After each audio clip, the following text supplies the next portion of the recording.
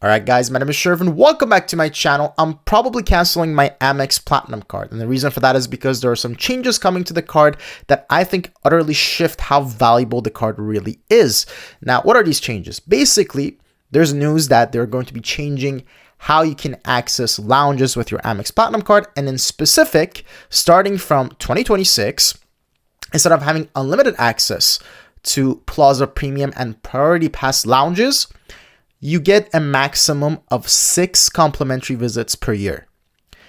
Now, this is specifically for the Plaza Premium and Priority Pass lounges. Remember, you also have access to the Amex Centurion lounges. By the looks of it, you still have unlimited access to those. But remember, the Amex Centurion lounges, they're mostly found in American airports. There are a couple here and there in big airports like London Heathrow, maybe Hong Kong, a couple other ones. But for the most part, they're in America. We don't have any of them in Canada over here. And even in America, they're not in every single airport. Like there are some big ones like Boston, for example, that don't have an Amex Centurion lounge.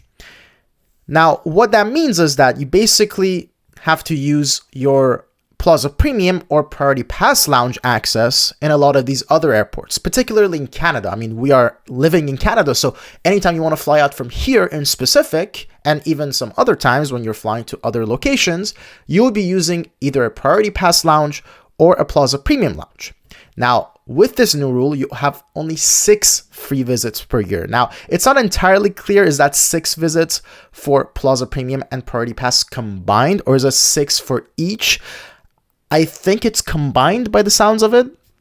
I hope it's 6 for each. That would make it a lot more understandable. But if it's 6 combined, let's just go on that assumption for now until we have a further confirmation. But if that's the case, that really makes the card a lot less valuable than it was before, because the whole idea of paying $800 annual fee for this card is that you have unlimited access to airport lounges, and you can access pretty much at least one lounge at pretty much any airport you go to, as long as it's not like some weird country or weird city that no one's ever been to in their lives. And pretty much anywhere you go to, you have at least some kind of lounge access. That's the value proposition of the card, and you have unlimited access. So even if you travel 10 times a year, 20 times a year, you can still get access to all those lounges. Now, of course, I understand where they're coming from, because what they've experienced a lot of these lounges is that a lot of people are getting the Platinum card. Now, a lot of these lounges are full of people. A lot of times they have to refuse entry to a lot of people or have long queues. And obviously that's not a good experience for anyone. And there needs to be a solution for that. But I don't know if this is necessarily the best solution, because what you're doing is you're cutting off a lot of people that are your most frequent users. Now, of course, they are adding an amendment to this that if you spend at least $20,000 a year or more on your Platinum card, you would still have unlimited access to all those lounges too. But there are some issues with that. Now, before we get into all of that, we are going to talk about what the issues with those particular amendments are, and also if you're looking to change your Platinum card, as I am, I'm probably looking to cancel it, what other cards we can look at that could potentially give us better value in this case. So we're going to get into all that. Make sure you're watching to the end to get to see all of that. But if you do enjoy the video, do me a favor and smash the like button down below for the YouTube algorithm. And if you want to see more videos like this, make sure you're subscribed to the channel as well. But with all that said, why is that a problem? Why is it a problem? Because you would think that if you are spending $800 a year on owning a Platinum card, then you probably are spending more than $20,000 per year anyways. And I've seen a lot of people make this argument that this is not that big a deal, because you know, if you have this card, you probably are already spending that much money every single year on like random expenditures anyways. The issue with that is if you own multiple cards, you're probably not putting most of it on the Platinum card. Like me, for example, I also have the Amex Cobalt card. I also have a bunch of other credit cards that are good for other categories, and I most of the time either use my Cobalt card or some of the other cards, my Visa card or MasterCard. The Platinum card, I only really use it for booking travel and then like maybe some random expenses here and there that really doesn't fit into high cashback or high value back categories on my other credit cards. Other than that, I don't really use my Platinum card for purchases. I have it for the features. I have the Platinum card. Well, obviously, I book my travel with it because, you do get quite a bit of points on booking travel. And also, sometimes if you book with your Platinum card through the American Express travel website, you get specific benefits at hotels, the Fine Hotel Collection, all those sorts of things. But for most other expenditures, like if you're going to a restaurant, if you're, signing up for a streaming service, if you're going to grab a drink with a friend, if you're going to buy groceries, on all of those, you get so much more points with the Amex Cobalt card than you do with the Platinum card. So it doesn't really make sense for me to put any of those expenses on the Platinum card. I pretty much use my Amex Cobalt on all of those purchases. In fact, my Amex Cobalt is the card that I use the most often for my day-to-day purchases. And then I have some other cards. I have some Visa cards, some MasterCards that I use for specific other categories as well. So I really don't put anywhere near $20,000 a year on the Platinum card. So for someone like me in this situation, this basically means that if I keep the Platinum card, I am limited to only 6 lounge visits per year, except for the Amex Centurion lounges. Now, keep in mind that anytime you travel, you go to your destination and then you come back, right? That's assuming it's not multi-city travel, by the way. It could be multiple cities you're going to in one go. In that case, it could be even more. But let's assume you go there and then you come back a couple of days later. That's one use going to your destination and then one other use coming back. And particularly if you have layovers, that all counts as one, by the way. If you use your card at a lounge for the next 24 hours, if you have layovers at different cities, that all counts as one lounge visit. But because you go there and you come back, that's 2 visits, right? So basically 6 free visits per year means that you only get to travel 3 times without having to worry about running out of, lounge access and all those sorts of things. So in that sense, I don't know if it's worth it anymore. I don't know if it's worth paying $800 to only get 6 uses per year. There are a lot of other cards that you could look at for that. For example, there is the Scotiabank Passport Visa Infinite card. This card costs $150 a year to own. And it gets you guessed it, 6 complimentary airport visits per year. And you have access to over 1,200 airport lounges through the Visa Airport Companion Program. So that's a lot of airport lounges. Basically, almost any airport you go to, you have at least some lounge there covered by this program, and you have 6 free visits per year for $150. Remember, the Amex Platinum card costs $800. Yes, you get a $200 credit for travel, and yes, you get a $200 annual credit for dining. But even if you take those off, that's still $400, right? That's almost 3 times as much as you would be paying for the Scotiabank Passport Visa Infinite card. And not to mention, you also get other features with this card that the Platinum doesn't have. For example, the no foreign transaction fee. Anytime you use this card to buy something in a foreign currency, you don't get charged a 2% conversion fee, whereas you do with the Platinum card. So in that sense, is it really still worth keeping the Platinum card? And there's even rumors, and these are rumors, take these with a grain of salt, but I've heard rumors that they're looking to even up the annual fee starting from 2027. Now, this does make sense to me, even though it's only rumors and not confirmed yet. It does make sense because they recently upped the fee for the American version of the Platinum card only about a month ago. They upped it from $700 per year to $900 per year, or $895, basically $900. And $900 per year, that's over 1,000 Canadian dollars per year. So it does make sense to me that in the not so distant future, this fee would go up probably to 1,000. I mean, 1,000 makes sense. And I don't know if they're going to add too many other features to this. I would hope that they do. But even then, we'd really have to take a look at that and see if it's worth paying $1,000 a year, because you're losing quite a bit with this new airport lounge structure that you have, that you only get 6 visits per year, 6 free visits per year to those other lounges.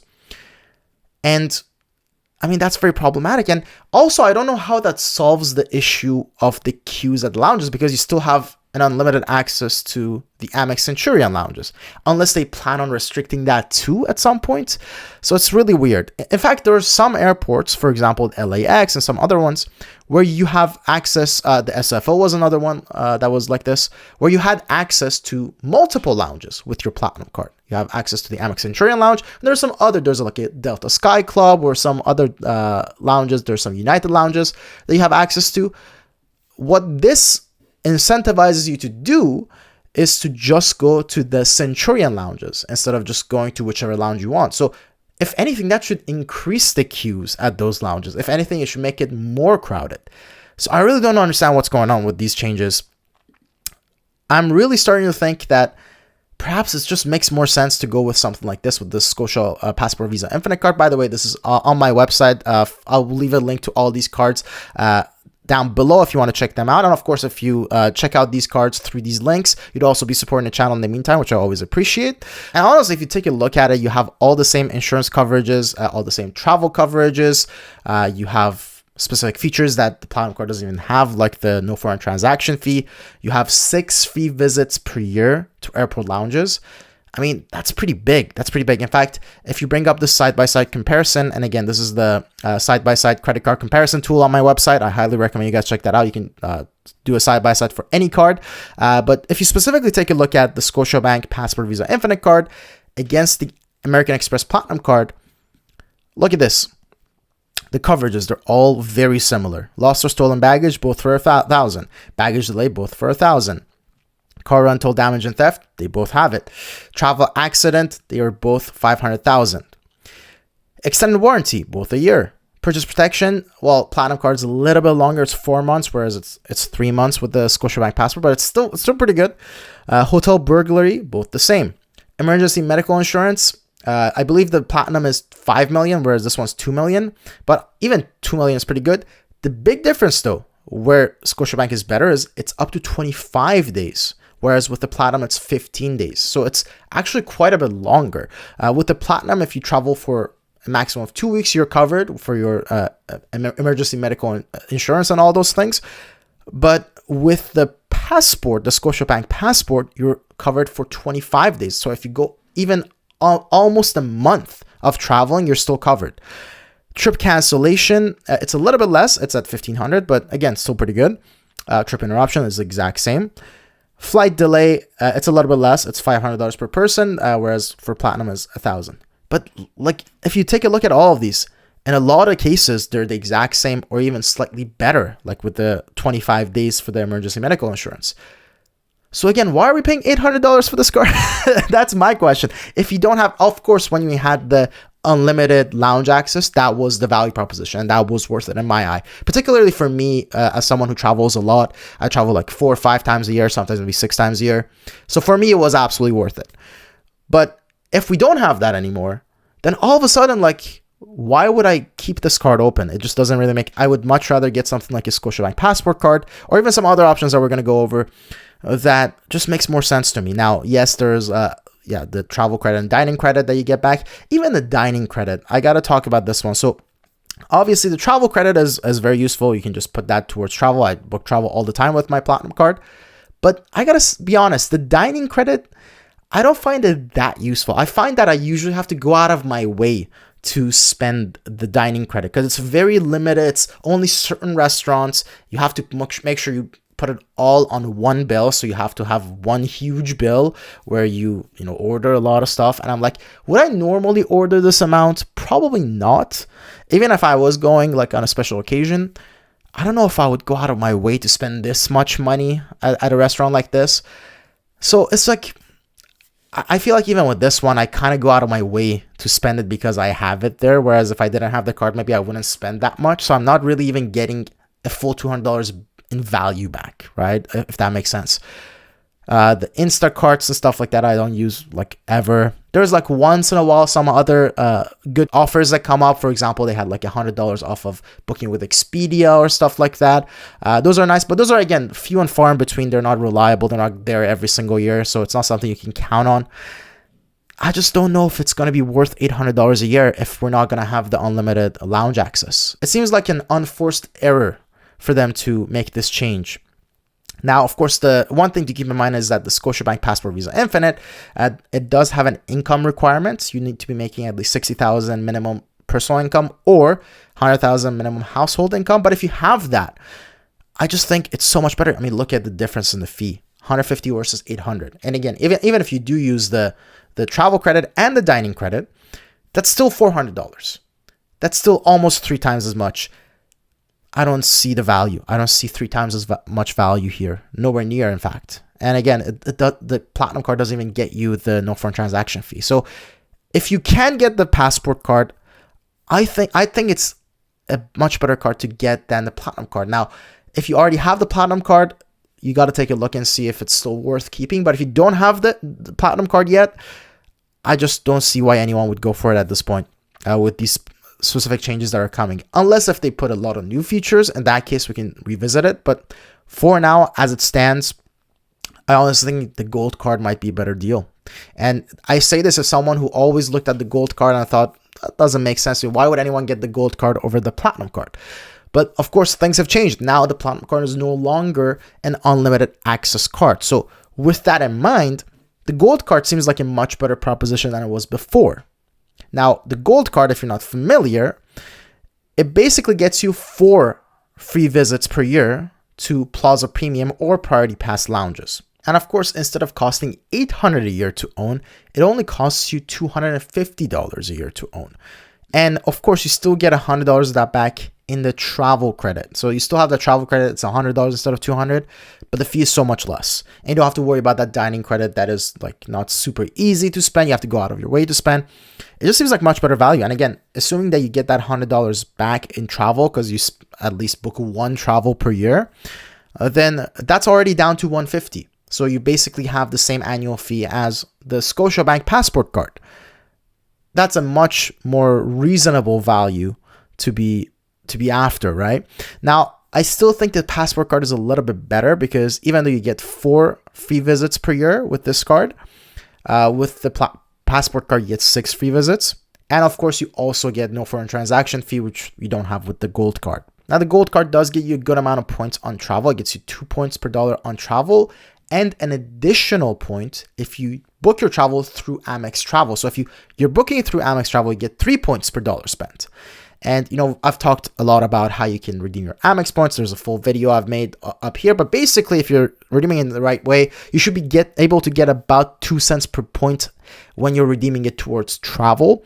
So really, in a sense, if you book travel with the card on Amex Travel, I know I'm saying travel a lot, but if you book your flights or your hotels with Amex Travel, you're basically getting 3 points per dollar spent, which is basically 6% value back if you are redeeming the points correctly. So that's still pretty good. You still have the same amount of points earned per dollar spent as the Platinum card. So again, the Platinum card gets you 2 points per dollar spent on travel, 2 points per dollar spent on dining, which again, it's nowhere near as good as a Cobalt card. Cobalt card gets you 5 points per dollar spent on dining. So it's just... there's that. If you have the Cobalt card, again, you don't ever use this. 1 point per dollar spent on everything else. Whereas the Gold card, it has that same 2 points per dollar spent on travel plus 1 if it's through Amex Travel, which is 3 points per dollar spent. You also get 2 points per dollar spent on gas, groceries, and drugstores, which is not something you have with the Platinum card. Now, you will get the same amount or more with the Cobalt card, but again, it's still pretty good to see it here. And you still get 1 point per dollar spent on everything else. So yeah, you don't get 2 points per dollar spent on dining, but again, if you have the Cobalt card, you don't need that anyways. Even if you don't have the Cobalt card, there is a free-to-own card known as the Simply Financial Visa card. This card gets you 4% cash back on every dollar spent at restaurants, bars, and coffee shops. So even if you don't have the Cobalt card, you can get that free-to-own card, use it only for dining, and that gets you 4% cash back. So even in that sense, you don't really need it from the Platinum card because you're basically getting the same amount of value back, right? So all in all, I just think the Gold card is just a much better deal now than the Amex Platinum card, at least as far as it stands. Specifically, if the Amex Platinum card goes up in fee, it goes up to $1,000 per year, then I think it's not even close at that point, right? So we gotta wait and see. Now, again, I've heard some rumors that they're looking to shake up the Platinum card a little bit. They might be introducing some new offers, some new features. And if that's the case, then we'll take a look at that again. There's no concrete information on that as of right now. But as it stands right now and as it looks going forward, it just doesn't seem like the Platinum card is in a good place. And I'm not sure why they're doing this. It's a very odd choice. I hope they get this feedback and they reconsider. But as it stands, I think I am canceling my Platinum card. Now, my Platinum card is not up for renewal for another couple of months, so I'm not going to be canceling it for now. I will still keep using it because I've already paid for the full year. But whenever the renewal comes, and it is in a couple of months, I'm seriously considering either canceling the card or just downgrading it to a gold card. So I gotta look at that and see if I want to downgrade it to a gold card or just cancel and get a Scotiabank passport card instead. But what I'm definitely not doing is keeping the Platinum card as it stands. Now, again, if we get new information, I'll make new videos and update you guys on those sorts of things. But let me know what you guys think about this. Do you think that the Platinum card is getting nerfed heavily? Do you agree with me? Do you think it's worth keeping? Do you have a different perspective on this? Are you the type of person who spends $20,000 a year on the Platinum card anyways? Which, if that's the case, then of course just keep the Platinum card. Because at that point it's basically like nothing's changed. But for me, I know myself, I don't spend $20,000 or more per year on my Platinum card. I only book travel with it, really. I don't really spend anything else on it. I don't really use it to purchase anything else with it. So for me specifically, it just doesn't make sense to keep it open anymore. Let me know what you guys think. And as always, if you enjoyed the video, do me a favor and smash the like button down below for the YouTube algorithm. And here's a couple other videos that you might be interested in. Check them out, and I will see you in the next video. Cheers.